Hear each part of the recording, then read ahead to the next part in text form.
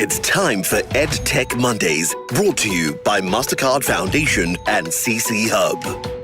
Welcome to EdTech Mondays Nigeria, a platform that facilitates critical conversations on the use of technology for teaching and learning. I am Chinyelu Akpa, your host, and it's good to be here again. Throughout this month, we have explored the theme strengthening Nigeria's EdTech ecosystem through sustainable public-private partnerships. In the earlier episodes, we established the vital role that public-private partnerships play in promoting shared responsibility and enabling the sustainable growth of EdTech in Nigeria. We have examined key gaps in the systems that these partnerships can address and explored lessons from other sectors such as health and fintech and how they can be adapted to drive innovation and inclusion in education.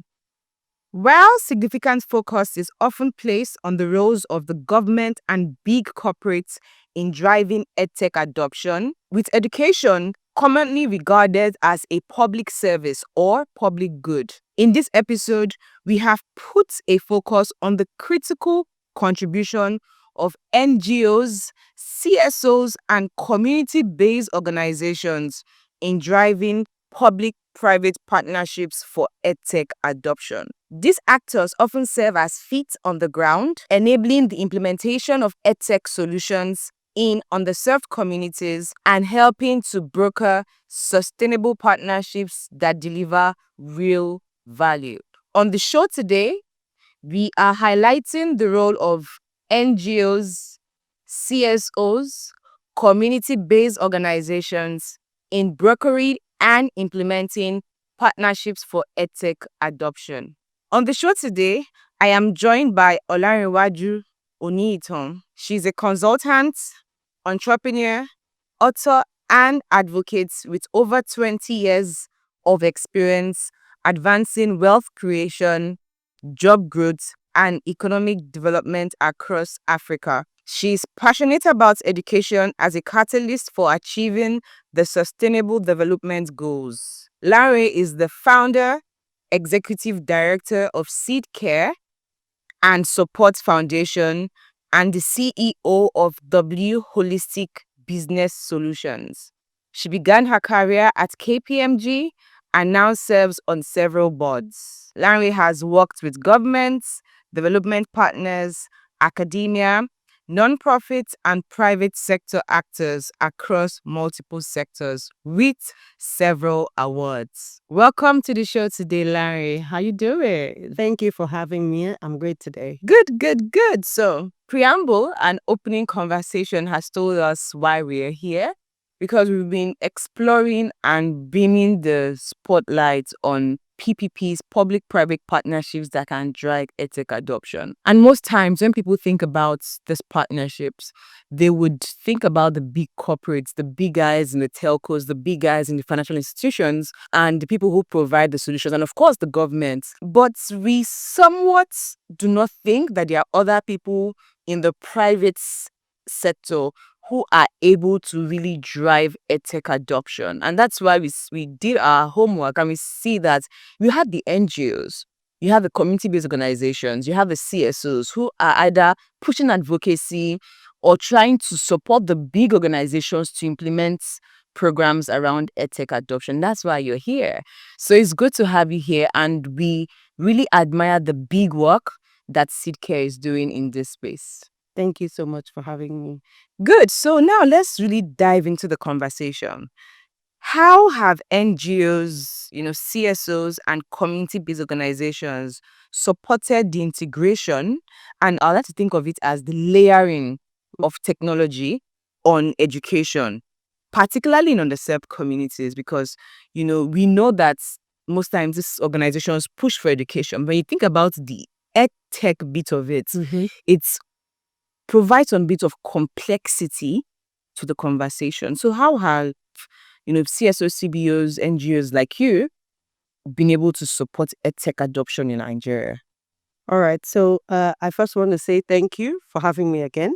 And with your preamble, you mentioned that CSOs, NGOs, CBOs are the feet on the ground. Yes.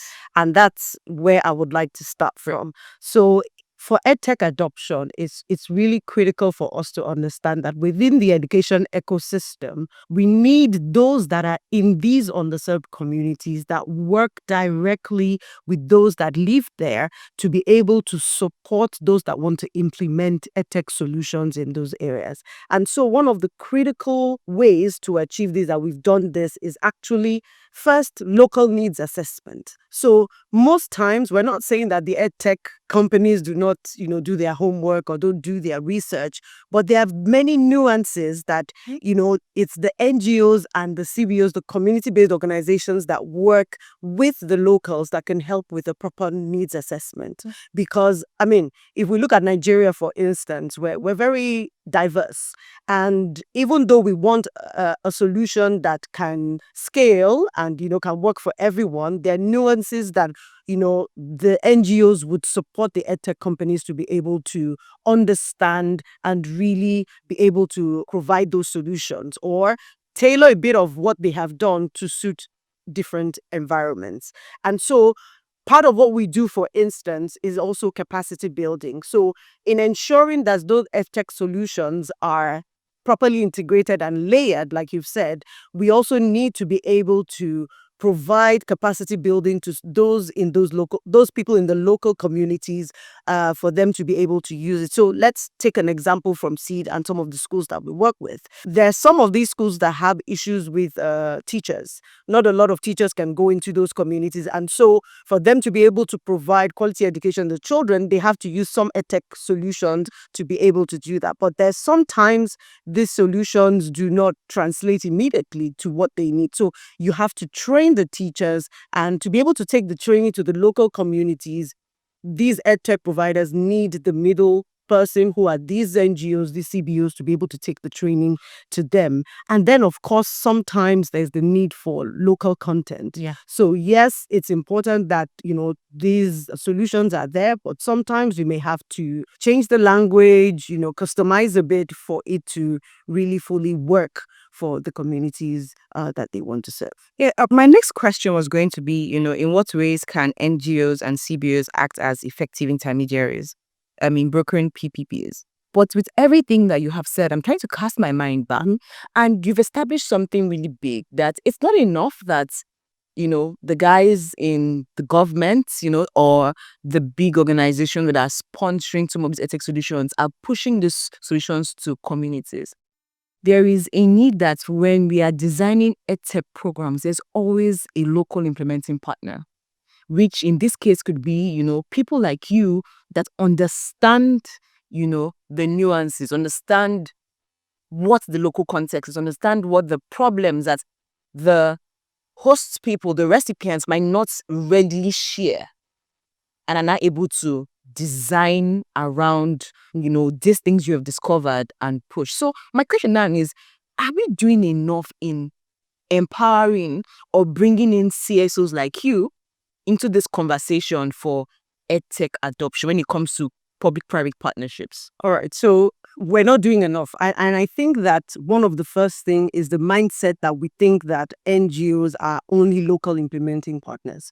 We are actually co-creators of solutions because we bring that knowledge of the community. We should be engaged from the beginning because we're able to provide those contexts that we need. So, for instance, we're a trust bridge. Most of these EdTech providers are focused on their solutions. Yes. And so because we've been working with most of the community, we're a trust bridge between the providers and the communities themselves. A lot of local communities and schools in these underserved communities will not open up to anybody that just comes and say, I have a solution. We've worked with, I can name 4 EdTech solutions at the moment that we've worked over the last 12 to 18 months to be able to take their solution to the local communities. I can tell you for free that if they had gone to those schools themselves, they're like, we don't want it. They can't use this. It's too hard for us. But because we've been able to explain to them that this is not so hard, we train them, we provide them with that capacity. And then one critical thing we do, or that we see ourselves as, we We are a pilot platform. So within Seed, for instance, we have what we call our evidence hub. Now, because a lot of these schools, for instance, do not take EdTech as something that they can adopt, what we do is that we have a crop of schools that we test with. And these schools are trusted in those communities. And when they test it and they come, we do pair sharing sessions to say, I have used it and nothing happened. Our children are able to use this. And then that helps to scale adoption with the other schools in those underserved communities. So in this conversation for PPPs, and this word is, I think I'm going to use it a lot this way, trust bridge. Trust bridge. So identifying, NGOs, CSOs, CBOs as trust bridges for EdTech adoption. Are we even doing enough to help these NGOs, CBOs, CSOs to see themselves as this? And for those who might be sleeping on the amount of influence and power that they wield in pushing for EdTech adoption, how do we bring them in? I think CSOs, NGOs, and CBOs ourselves first, we need to first believe that our work first is trust building. Because, the sector we work, for instance, is even a bit more difficult than most other sectors. It's all education, but one of our focal areas is the affordable non-state sector, where there are low-fee private schools that maybe charge as low as 100 naira per day. The first thing they'll tell you, we don't even have power. We don't even have money. We don't have devices. There's no devices. The excuses are more than, even trying to test the solution. So the first thing is to build trust, to say, we're here to support you. We're here to help you deliver quality education to the children you serve in these underserved communities. And the solutions we would bring to you is because we understand you. And so it's first for the NGOs to understand that they are trying to build trust and they are providing true solutions to the community. And then when they're able to do that with those schools, we then need to convince the rest of the ecosystem that we're that true connector between the local communities, these underserved communities, and the solutions that they are looking to bring. And so I strongly believe that we still need to do more. We need to be able to connect with the non-profit sector, the community organizations, because these organizations are the ones that are truly the feet on the ground. They're the ones in those communities, and they're the ones that can tell us about the nuances and the things that we need to do to support the schools and the children and ecosystem itself. So now with all this information, right, how can these NGOs, CSOs, CBOs now act as effective intermediaries for EdTech adoption? You need to first understand as an NGO, CSO, CBO, that your work goes beyond just being an intermediary. So to be effective, you also need to position yourself as a co-creator. When you know that you are part of co-creating the solution for those that you're serving, you would understand that you need to be able to bring in those things that are required for this to effectively work for the beneficiaries that you're looking to serve. So one of those critical things is equity-driven design, for instance. I say that because, if you're serving an underserved community, or you're looking for solutions for an underserved community, the first thing is, how is it reaching every child? How are we ensuring that this solution can be adopted by, all children? As an NGO, you're working with the EdTech provider to say, if this is a market you want to serve, you need to understand the context. You need to understand what they're doing. You can't come and say, the pricing for my product is $10 per child, when the entire school is not even, able to, put that out. So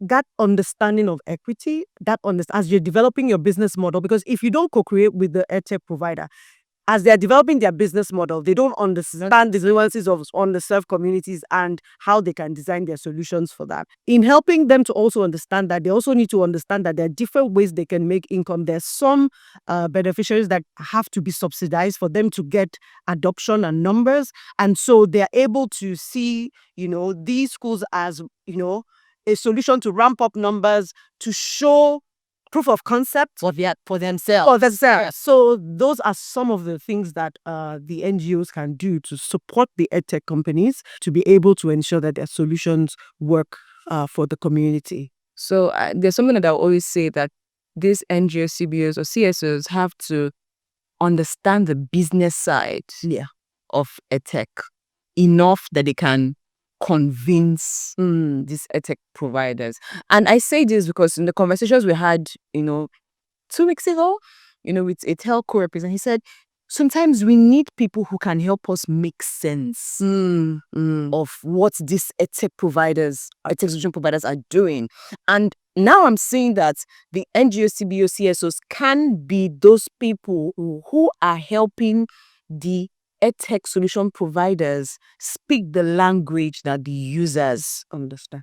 I think the advantage we have is that when you introduced me, you mentioned that, 2 companies that I run. So the nonprofit that we run was a project under our consulting firm that was spun out as a nonprofit organization. And our core as a consulting firm is business advisory. And so the reason Seed understands how to speak to EdTech companies, for instance, is because our team came out of a business advisory consulting firm. And so we're able to speak the language of the EdTech because we understand what it takes to run a business, and we're able to look at their business models, and we're able to, advise them on how to reach this crop of the market. And so I think maybe that's what many NGOs, CSOs, and CBOs need to also understand, because there's the business side of everything. Even though we're non-profits, we're speaking to businesses and that need to make money. And so if you're doing market systems, you need to understand the market. You need to understand how they make money. You need to understand how they think.